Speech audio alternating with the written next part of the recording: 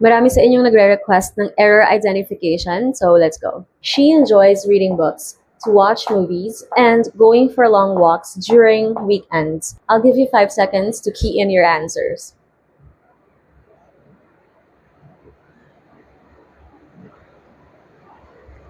Tamang sagot, letter B. Yan ang mali dyan. Analyze natin yung sentence, bakit siya mali. Ang sinasabi dito, merong mga bagay na na-enjoy ang subject natin. Yung una, pagbabasa ng libro.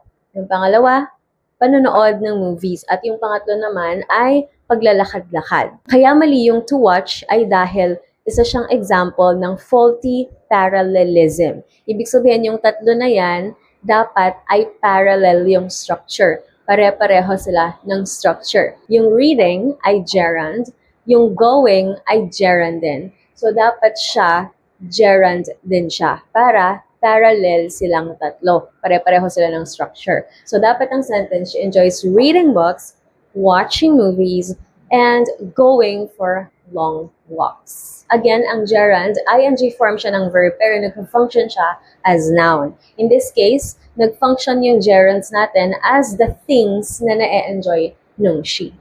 Error identification ulit. The professor, along with her assistants, are preparing the data for publication in an international journal. Or is there no error? 5 seconds ulit.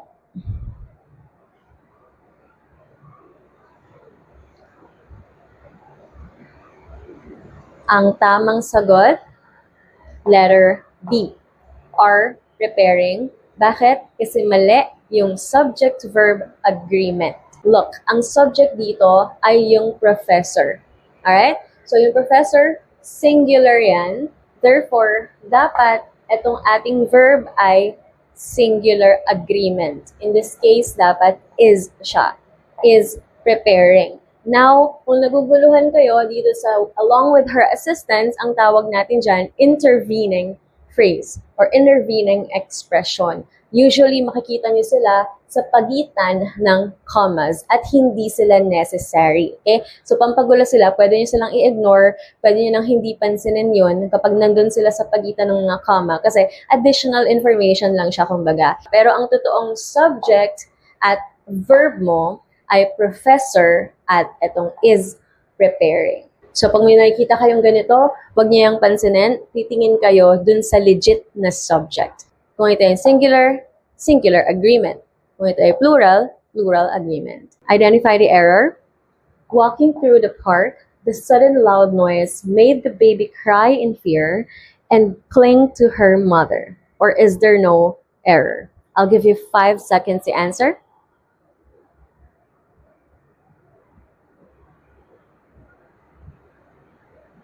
Ang tamang sagot, letter A. Yung letter A ang mali dyan because it is an example of a dangling modifier. Ano ba yung dangling modifier?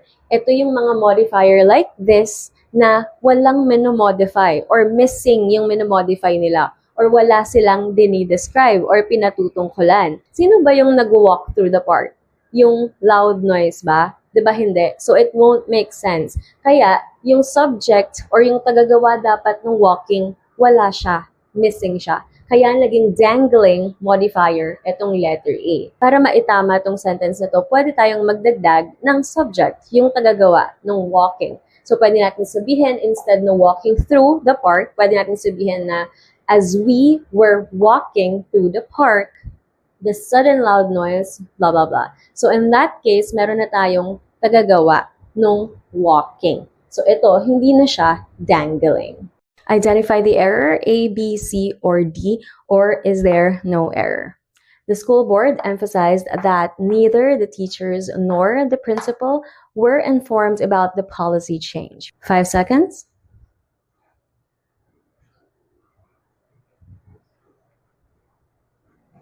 The right answer is letter C. Bakit siya yung error dyan?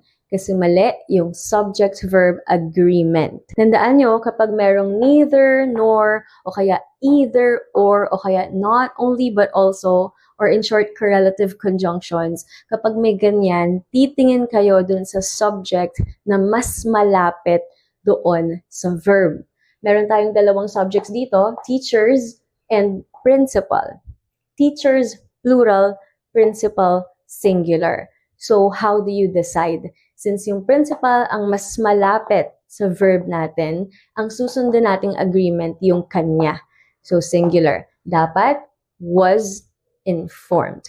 And that's what you call the proximity rule. Again, proximity, ibig sabihin kung alin yung mas malapit, dun tayo mag-agree ng verb. A, B, C, or D, anong mali dito or wala bang mali?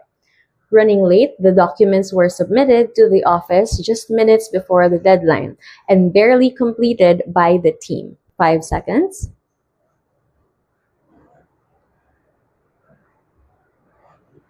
Ang mali dito, letter A, running late. Isa naman itong kaso ng misplaced modifier. Ibig sabihin, misplaced siya sa sentence. Wala siya dun sa tamang lugar. Paano ba natin malalaman kung saan yung tamang lugar niya sa mundo? Mali-mali. Paano malalaman kung saan yung tamang pwesto niya sa sentence? Itatabi mo dapat siya doon sa word na tinutukoy niya. Doon sa word na minamodify niya or dinidescribe niya. In this case kasi, nakatabi siya sa documents. Sino ba yung running late? Yung documents ba? Hindi naman. Ang running late ay yung team. Kasi sila yung gumawa ng documents na yun. Sila yung magpapasa. Running late na nga sila. So, dapat itong running late, itatabi mo siya dito sa team para maging hindi confusing yung sentence. Parang ganito, magsisimula tayo sa documents kasi tatanggalin natin siya dyan. The documents were submitted to the office just minutes before the deadline and barely completed by the team who was running late. So in that case, mas malinaw na kung ano ba yung minamodify ng phrase na to, which is yung team. Ano naman ang mali dito? A, B, C, or D, or wala bang mali? The students were instructed to write down exactly what they hear during the broadcast. 5 seconds, anong sagot nyo?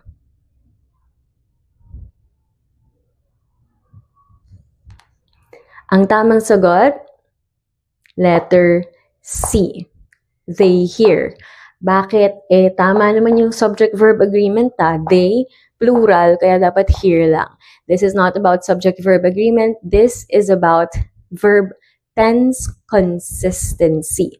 Kung makikita nyo kasi, inconsistent yung verb tense natin sa sentence na to. Kasi meron dito, were instructed. So, it's in the past. Now, yung here dito ay dapat nasa past tense din para maging consistent yung verb tense. May konteksto na tayo na past ito since in-instruct nga sila na makinig ng broadcast at isulat kung ano yung narinig nila.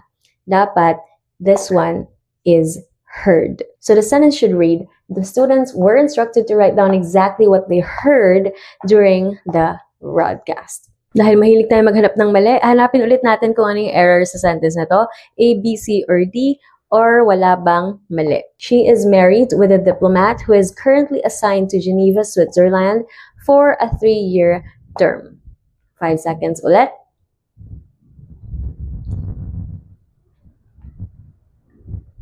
Actually, walang komplikadong paliwanag dito. Incorrect preposition ang kaso ng sentence na to. At makita nyo yan sa letter A. Married with, dapat married to ang correct preposition. Walang mapapagod maghanap ng mali. Hanap pa tayo ng error sa sentence na to. A, B, C, or D, or no error. They didn't see nobody at the checkpoint when they arrived, even though security was supposed to be there. 5 seconds. Ang mali dito, letter A. At ang nagpapamali ay yung nobody. Kasi meron na tayong double negative. Negative na to kasi may not, tapos nag-nobody pa tayo, which is also negative. Kaya nagmamali siya. Tatandaan ninyo, ang nobody ginagamit sa positive sentences, yung mga walang not. Okay? At ang ginagamit naman natin pagdating sa negative sentences, yung mga may not na kagaya nito, is anybody. In short, ang tamang sentence, they didn't see anybody at the checkpoint when they arrived. Blah, blah, blah.